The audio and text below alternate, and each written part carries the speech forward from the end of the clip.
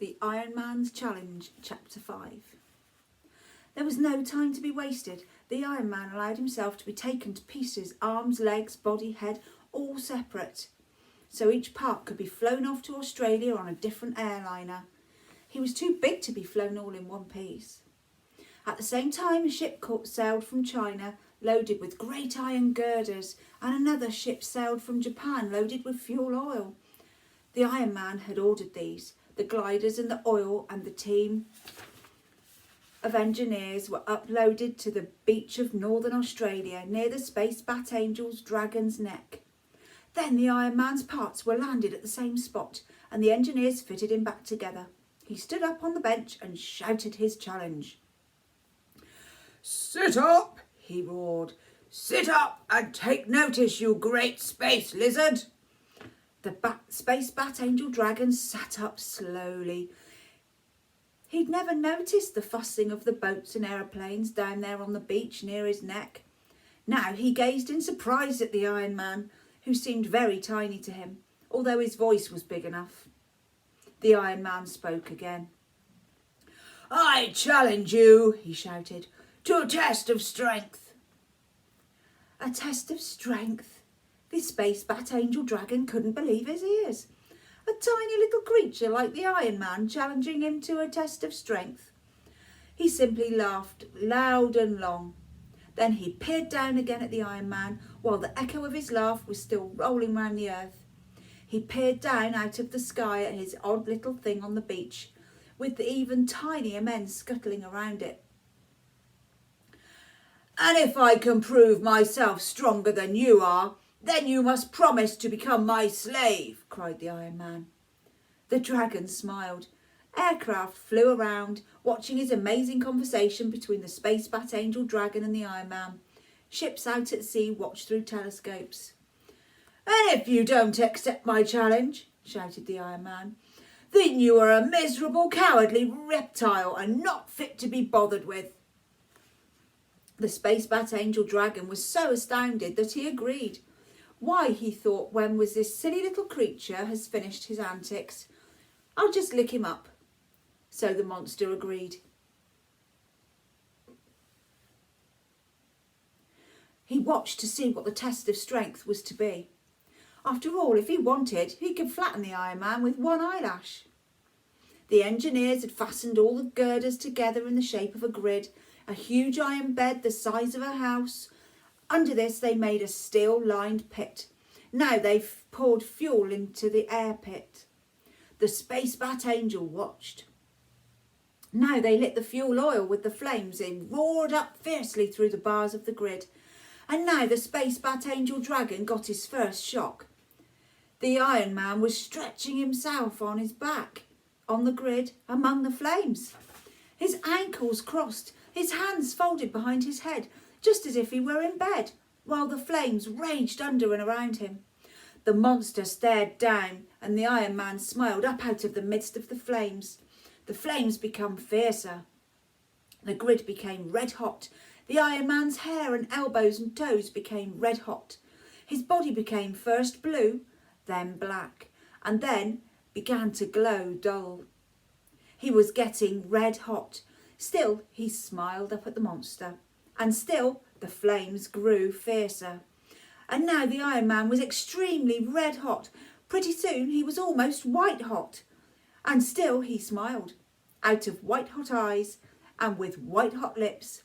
And all the time the Space Bat Angel Dragon stared down in astonishment. But now the fuel oil was all burned away. Suddenly the flames died, flickered out, and still. The white-hot Iron Man sat up, stood up, got stiffly off his glowing bed and began to walk to and fro on the sand. Cooling, he cooled slowly. He went from white to orange, from orange to red, red to black, as he walked, coolly swinging his arms. Now at last he spoke to the monster. "If you can't bear to be made red hot like me, then you are weaker than I am, and I have won, and you are my slave."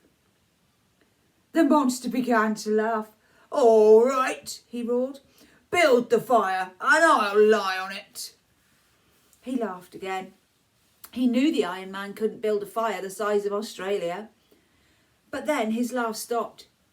The Iron Man was pointing up at the sun. "There is the fire for you," he shouted. "You go and lie there. Go and lie on the sun till you are red hot." The monster gazed up at the sun.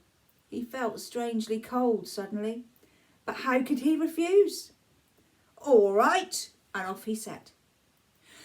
With slow giant wing beats, he lifted his immense body off the earth. He flew slowly towards the sun while the whole earth watched. Slowly he covered the distance, getting smaller and smaller as he went. As he landed, a ragged black shape scrawled across the sun. Everybody watched. And now they saw a monster begin to glow. First blue, then red, then orange. Finally his shape was invisible, the same blazing white as the sun itself. The monster was white hot on the sun. Then they saw him returning, a blazing shape tearing itself off the sun. The shape became red as it flew. It was writhing and growing larger. Slowly once more it became the black, backed wing shape of the dragon flying back down to earth. Down, down. Bigger and bigger, cooling as he came, until, bump! He landed, this time much more heavily than before, on Australia. He landed so heavily that all over the world bells tumbled out of church towers and birds' eggs were jarred out of their nests. The monster stared down at the Iron Man. But it was hardly the same monster. His horns drooped, his face was wizened and black, his claws were scorched blunt, his crest flopped over limply and great ragged holes were burned in his wings. It had been terrible for him on the fires of the sun, but he had done it. And here he was. The fires of the sun are far, far hotter than any fires here on earth can ever be. "There," he roared, "I've done it." The Iron Man nodded, but his answer was to signal to the engineers. Once more they poured oil into the trough under the grid. Once more they lit it. Once more the flames roared up and the black smoke billowed into the clear blue. And once more the Iron Man stretched himself out on the grid of the raging furnace. The Space Bat Angel Dragon watched in horror. He knew what this meant for him. He would have to go once more into the sun's flames. And now the Iron Man's hair and toes and elbows were red hot.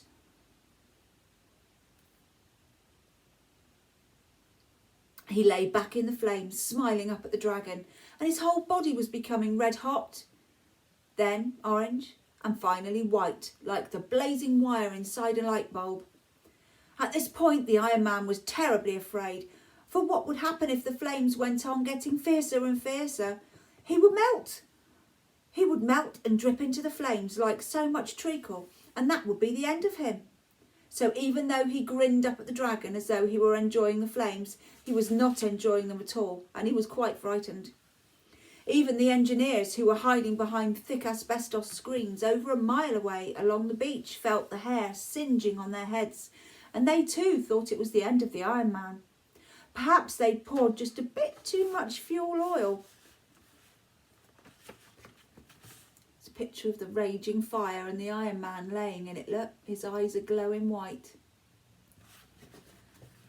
But at that very moment, at the very second that the edge of the Iron Man's ear started to melt, the fuel was used up and the flames died down. The engineers came running down the beach. They saw the red-hot Iron Man getting off his fearful bed, and they saw him moving to and fro on the Sound, cooling off. At last the Iron Man looked up at the dragon. He could hardly speak after his ordeal on the flames.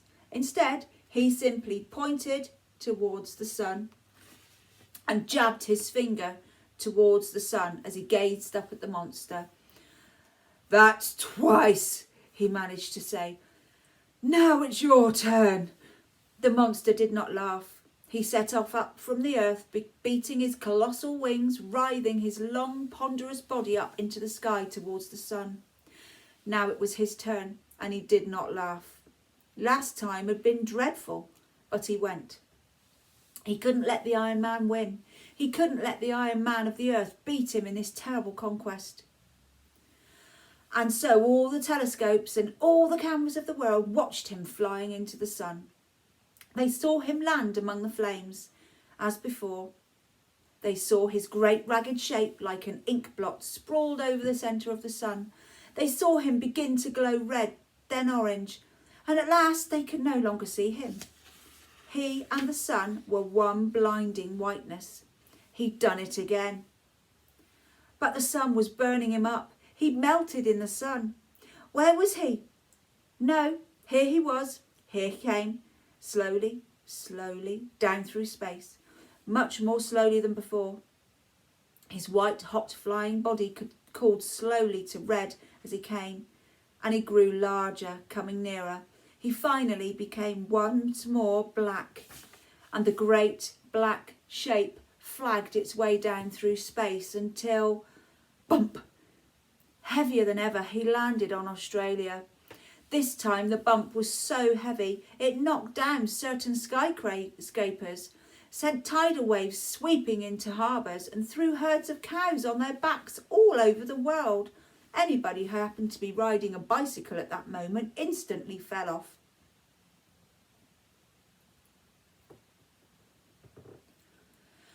The Space Bat Angel Dragon landed so ponderously because he was exhausted, and now he was a very changed monster.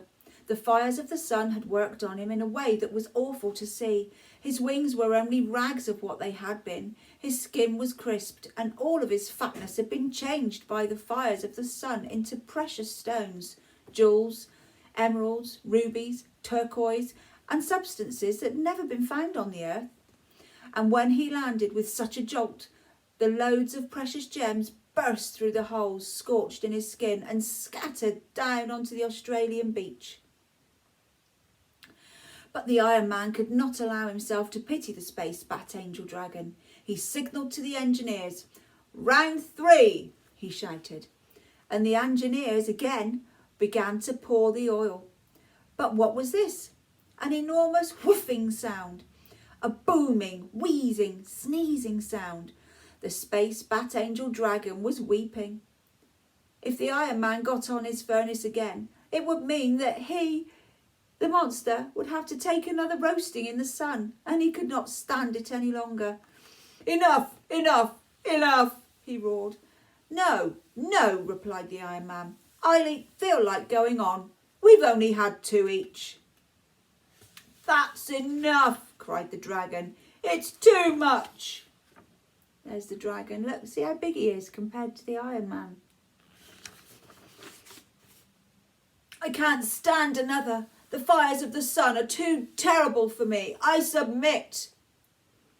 "Because I'm quite ready to roast myself red hot again. If you daren't, then I've won." "You've won, yes, you've won, and I am your slave," cried the Space Bat Angel Dragon. "I'll do anything you like, but not the sun, not again." And he plunged his chin in the Pacific to cool it down. "Very well," said the Iron Man. "From now on, you are the slave of the earth. What can you do?" "Alas," said the Space Bat Angel Dragon, "I am useless, utterly useless. All we do in space is fly or make music." "Make music?" asked the Iron Man. "How? What sort of music?" "Haven't you heard of the music of the spheres?" asked the dragon. "It's the music that space makes to itself. All the spirits inside all the stars are singing. I am a star spirit. I sing too. The music of the spheres is what makes space so peaceful." "Then whatever made you want to eat up the earth?" asked the Iron Man. "If you're all so peaceful up there, how did you get such greedy and cruel ideas?" The dragon was silent for a long time after this question, and at last he said, "It just came over me. I don't know why. It just did. Listening to the battling shouts and the war cries of the earth, I got excited and wanted to join in. Well, you can sing for us instead, said the Iron Man. It's a long time since anybody here on Earth heard the music of the spheres. It might do us all good. And so it was fixed. The Space Bat Angel Dragon was to send his star back into the constellation of Orion, and he was to live inside the moon. And every night he was to fly around the earth, through the heavens, singing. So his fearful shape, slowly swimming through the night sky, didn't frighten people anymore, because it was dark and they couldn't see him. But the whole world could hear him, a strange soft music that seemed to fill the whole of space, and deep weird singing like millions of voices singing together. Meanwhile, the Iron Man was the world's hero. He went back to his scrapyard. Now everybody in the world sent him a present. Someone only sent him a nail. Someone sent him an old car. One rich man even sent him an ocean liner. He sprawled there in his yard, chewing away with his one ear slightly drooped, and where the white heat of the last roasting had slightly melted it. As he chewed, he hummed in harmony to the singing of his tremendous slave in heaven. And the Space Bat Angel's singing had the most unexpected effect. Suddenly the world became wonderfully peaceful. A starry space, blissfully above all their earlier little squabbles. The soft, eerie space music began to alter all the people of the world. They stopped making weapons. The countries began to think how they could live pleasantly alongside each other, rather than how to get rid of each other. All they wanted to do was to have peace, to enjoy this strange, wild, blissful music from the giant singer in space. There you go. That is the end of the Iron Man.